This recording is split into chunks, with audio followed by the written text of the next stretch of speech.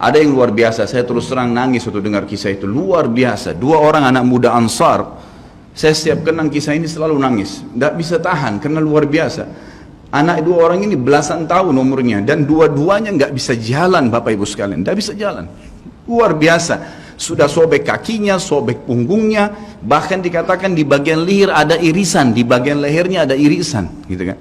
Kesakitan. Dua-dua ini diturunkan dari kuda, ditidurkan, adik kakak ini. Tapi saya tidak ingat, namanya tidak disebutkan dalam kisah, tapi ini kisah luar biasa. Dan kemarin kebetulan Imam Masjid Haram atau saya lagi umroh nyebutin kisah itu juga. Hampir satu masjid orang menangis mendengarkan kisahnya. Dia mengatakan, waktu sampai ke telinga adik kakak ini umurnya belasan tahun ya, di bawah 20 tahun.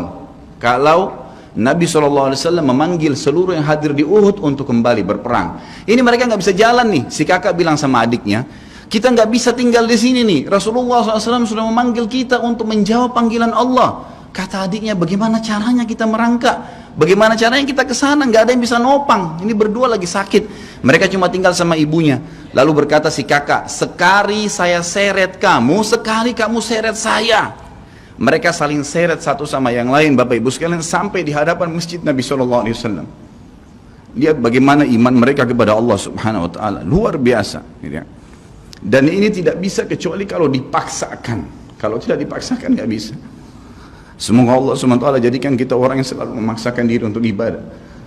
Karena kalau tidak, kita nggak paksakan, kita akan mati dalam keadaan konyol dan menyesal karena tingkatan-tingkatan di surga akan hilang. Percuma. Baik, saya bacakan pasal kedua. Adab terhadap Allah Subhanahu Wa Taala. Seorang muslim hendaknya melihat segala sesuatu yang telah diberikan Allah kepadanya dengan tiada terhingga, yakni berupa kenikmatan yang tak terhitung. Terlindungnya dia pada saat menempel di dalam rahim ibunya, ketika berupa nutfah atau air mani, menentukan perjalanan hidupnya hingga hari bertemu dengan Rabbnya Allah Azza wa Jal. Hendaknya ia bersyukur kepada Allah atas nikmat itu dengan lisannya, yakni memuji dan menyanjung Allah secara semestinya. Juga bersyukur kepada Allah dengan anggota badan, dengan cara menggunakannya di dalam ketaatan kepada Allah Subhanahu wa Ta'ala. Karena mengingkari nikmat, tidak mengakui kelebihan yang diberikan Allah, mengingkarinya beserta kebaikannya, bukanlah termasuk adab kepada Allah. Sebagaimana Allah berfirman dalam surah An-Nahl ayat 53, A'udzubillahi minasyaitonirrajim. Wa ma bikum min ni'matin faminallah. Dan apa saja nikmat yang ada padamu maka itu dari Allah datangnya. Dalam surah An-Nahl ayat 18 Allah berfirman, A'udzubillahi minasyaitonirrajim, wa in ta'uddu ni'matallahi la tuhsuha. Dan jika kalian menghitung-hitung nikmat Allah, maka kalian tidak akan mampu untuk menghitungnya. Begitu banyak nikmatnya Allah, Bapak Ibu sekalian. Kita berbuat maksiat, pelanggaran-pelanggaran, tapi Allah masih bisa memberikan kita oksigen gratis. Cahaya masih bisa ditangkap oleh mata kita. Telinga kita masih bisa menangkap suara sehingga mengetahui apa yang diinginkan oleh kita. Setelah bertahun-tahun berbuat dosa, dengan taubat kepada Allah, Allah bisa ampuni. Itu luar biasa.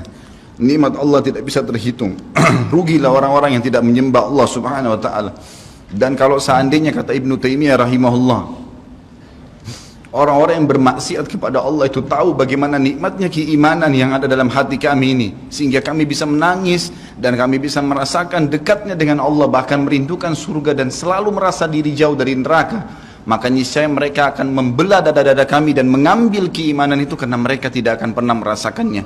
Keimanan akan membuat makanan sederhana menjadi mewah, tidur di tempat yang biasa akan menjadi nyaman, bahkan cobaan seberat apapun menjadi kecil buat kita karena keimanan kepada Allah Subhanahu wa Ta'ala. Dan itu sebuah nikmat, itu hanya bisa dirasakan kalau kita betul-betul memaksakan diri beribadah kepada Allah Subhanahu wa Ta'ala.